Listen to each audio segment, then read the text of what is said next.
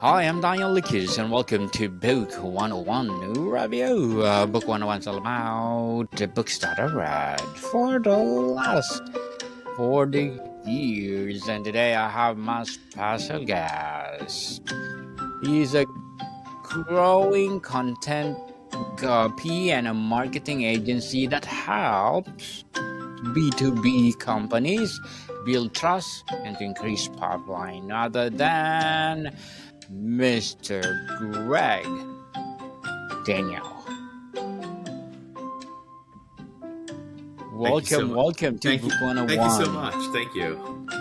Yes, welcome to Book 101, Mr. Greg. And can you please introduce more about yourself that I missed? Yeah, sure. So I run Content Guppy, and up until very recently, we were an SEO agency. Been growing that for a few years, and we sort of made a pivot to focus more on partnerships and helping companies get more, helping SaaS companies get more visibility through through partnering with other companies that share their same customer base.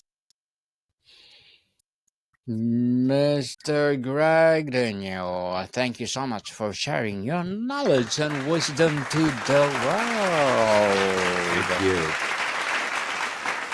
And today, let's talk about the building a Yeah. seven-figure service business designed to explore strategies. What motivated you or motivated you to pursue building seven-figure service business, and what was turning point that set you in this path?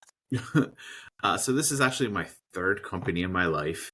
The motivation for this one was in March of 2021. I was amicably fired from a job and I didn't know what else to do. So I decided I was going to start an SEO agency.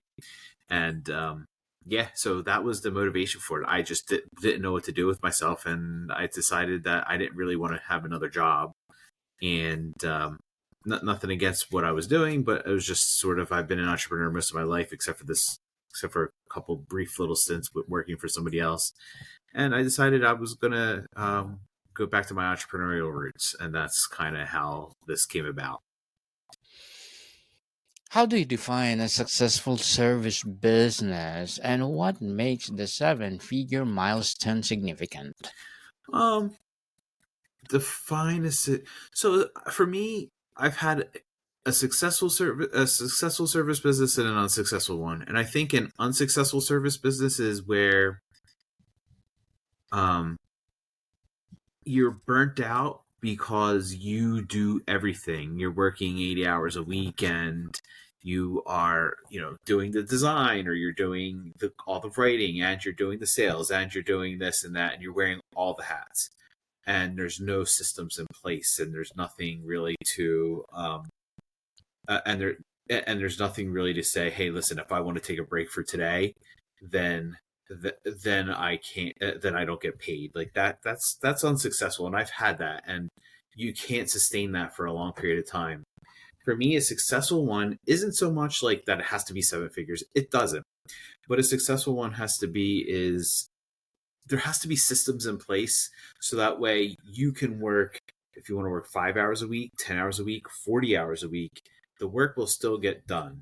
And again, that doesn't mean you have to hire a bunch of people. That doesn't mean any of that. But what it means is that that the work gets done without 100% of your time and energy, without you working 80 hours a week, and without you burning out. And that's what a successful service business is to me. I don't think the money or how much revenue you have. If you have a $10,000 a month at business and you're happy with that, and you have some good systems in place and you're not burning yourself out, then that's very successful. Definitely. Yep.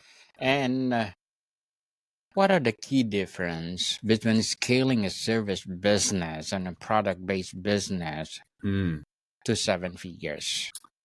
Yeah. So scaling it's easier to scale a service business to seven figures than it is like a SaaS company. I don't have any familiarity with like e-commerce or anything like that, so I can't speak on that. it's easier to scale a service business to 7 figures than it is a SaaS company. Like you could scale a service business to 7 figures in a year, maybe even shorter, bootstrapped. The challenge though is that it's easier to scale a SaaS business to 10, 20, 30, $50 million than it is to scale the service business. So it just depends on what it is that you kind of want to do. And yeah, so that's the big difference. It's one is there's like a bottle, there's like a crisscross kind of thing where it's like once you get to $1 million in revenue, that's when it becomes harder to scale the service business than the SaaS company versus, before $1 million, it's easier to scale the service business. Mr. Greg, can you explain how frameworks like the LAPS model have helped you scale your business? I'm sorry, the what model?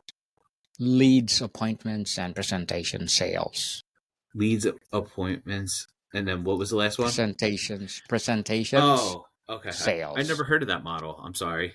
I never So really. Which model are you using to your business? Can you share to us? Sure. So basically, here's how we grow our sales, and I think anybody can do this. What we do is we go out. So like we work with SaaS companies. So we find other newsletters, we find creators, we go on podcasts, I'll go on podcasts, things like that. I talk about what we do. I'll write about it in somebody else's newsletter and somebody else's SaaS newsletter, or I'll write about it on a guest post, or I'll talk about it on a podcast or a YouTube channel or something like that. And then I tell people to go to contentguffy.com.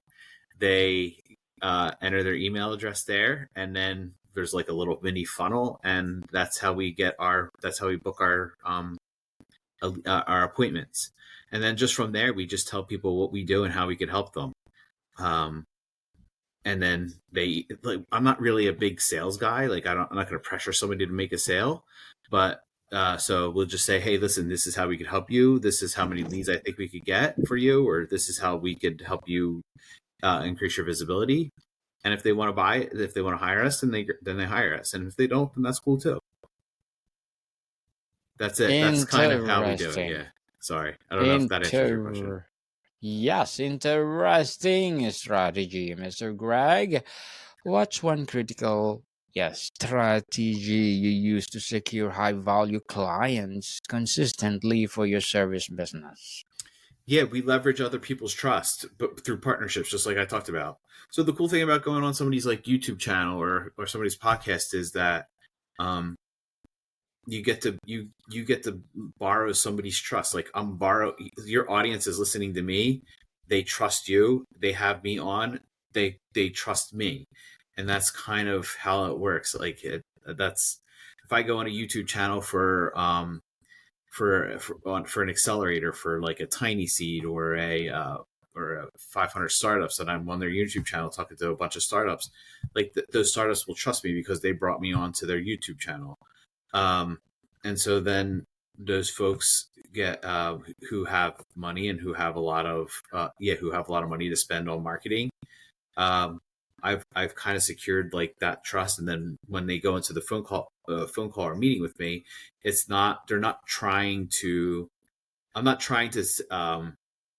win them over because I've already won them over in that regard. I'm just telling them like, here's how I could help you. Now I can either help them or I can't. I don't know, but I don't have to win them over and be all salesy or anything like that because I've already done that. That work is already done by the time they get to my site.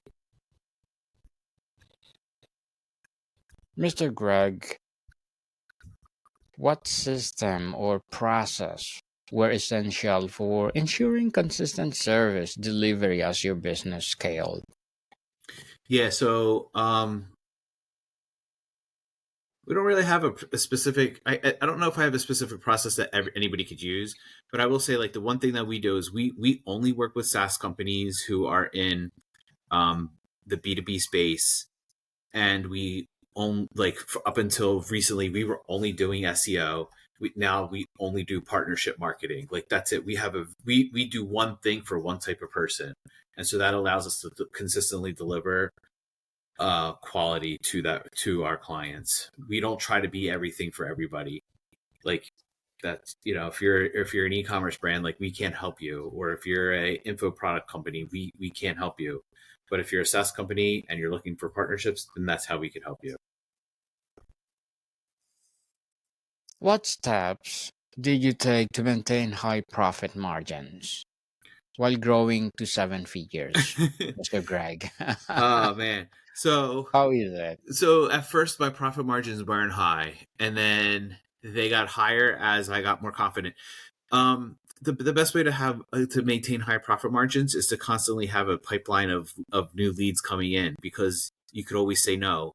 If somebody's trying to nickel and dime you, or trying to reduce your price or whatever, or you're feeling pressured to lower your price to win a client, well, if you have a constant pipeline of new clients behind them, or new calls, if you have 5, 6, 7 calls a week or whatever it is, then you don't have to feel pressure to lower your price to win that client. You could just say, okay, this person isn't for me, on to the next one. So I don't have a process in place other than the fact that I'm just constantly trying to keep a pipeline of new clients, new prospects coming in every day. Interesting indeed, Mr. Greg. Totally empowering. Yeah, I think I learned that early. Like I used to be, somebody was like, oh, I used to feel like, hey, I have to win this client. Let me lower my price $2,000 a month, or $1,000 a month, or whatever it was. But now I don't have to do that as much, because it's like, when I quote a price, it's like, okay, no, you can't afford that. Okay, that's fine. That's perfectly cool. Or you don't think it's worth it. That's perfectly cool. Let me go and talk to the person. I have another call tomorrow with somebody else who might think it is worth the price. So, that's kind of how I do it. That's it. There's no real secret. Awesome. So how is important a client retention in building a seven-figure service business, and what the tactics have worked for you? How important is retention? So, Yes. if you're constantly churning out clients, then you cannot build a 6 or 7-figure business. It's almost impossible. We have clients who've been with us for 4 years, so from the very beginning. So that's kind of like something I'm really proud of. We have clients who are here for a lot of our clients are here for 2-3 years. The way to do that is just to deliver quality work. Like, you have to exceed their expectations, one, and then two, be in touch with them, talk to them. I email my clients all the time. I'm not above getting on the phone with a client, or with clients throughout the course of a week or month or quarter or whatever. I over the course of a quarter, I talk to every single one of my clients, every single one. Even if it's like 5 minutes to say hello, or like if it's a quick email, like, hey, checking in, how's everything going, like that kind of thing. So yeah, I'm constantly and personally in communication with them. So, and I think they appreciate that as well. For sure, they will appreciate. Yeah. Mr. Greg, and what is the pivotal decision, like pivoting services or declining certain clients, that accelerated your path to seven figures? Um. So the pivotal thing, I don't know if there was a pivotal thing. I think it's just kind of finding what works and doubling down on it. So for us, we found out that partnerships work, and so we just kept doing more of them. So I don't know if there's like this really big pivot that we had where we're like, oh, this is the switch that turned us into a 7-figure agency. Like that doesn't happen. That didn't happen for us. Like there was nothing like magical that happened. We started out with one client, and then we had 2, and then we figured out like, oh wait, if I just write a guest post here, maybe I'll get another client, and if I write a guest post here, I'll get another. Like, and I just kept writing guest posts and going on podcasts and sponsoring newsletters and getting featured in newsletters and things like that, and that's kind of how it worked, and that was it. Just figuring out what worked and doubling down. Doubling down. Yeah. Mr. Greg, as an entrepreneur, what are your short-term and long-term goals? So short-term goals, I think. But I think my short-term and long-term goals are the same.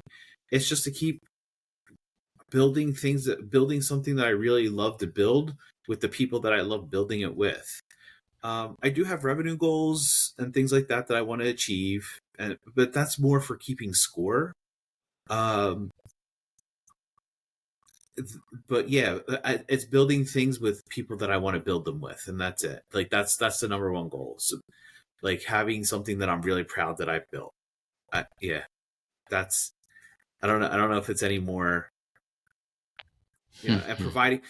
I guess the other thing is like I'm proud that I get to provide myself a really nice lifestyle, and I get to provide my team with a really nice lifestyle, and that's I think short term and long term. I don't think that changes.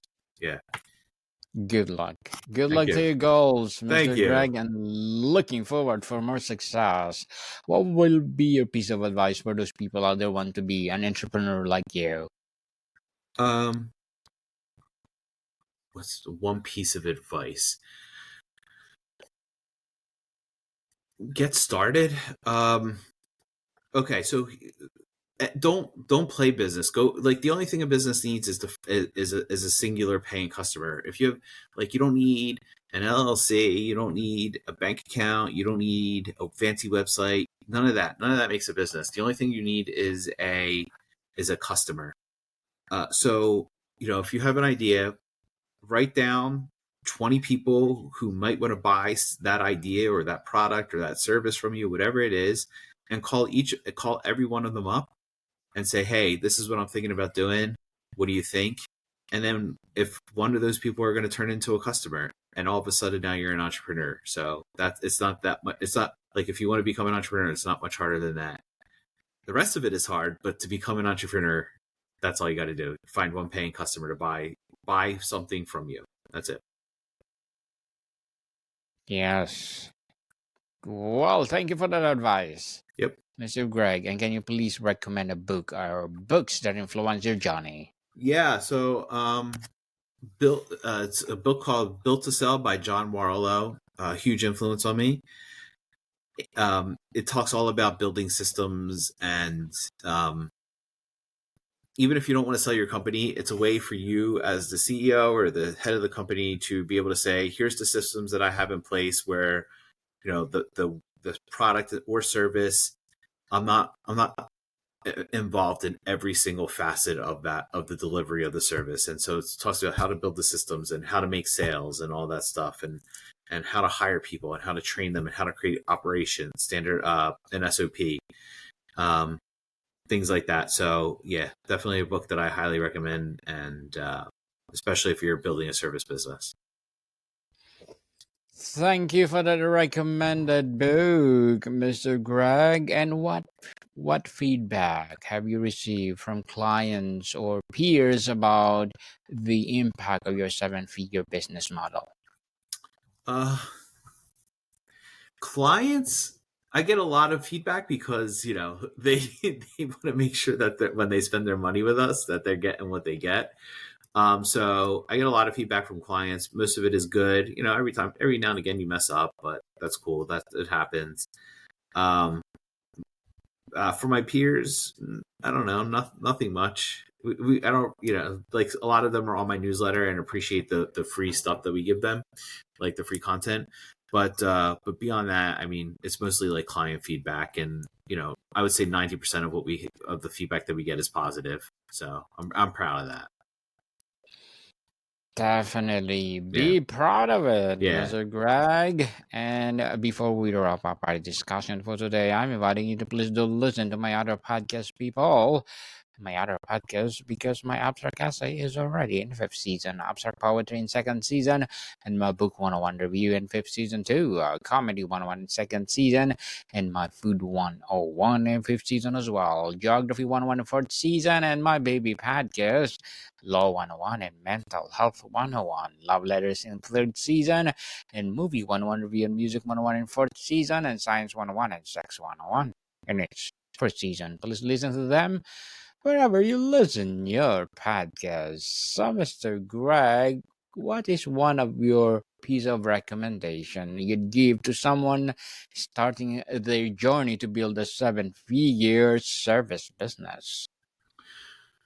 Joining a starting a 7-figure business.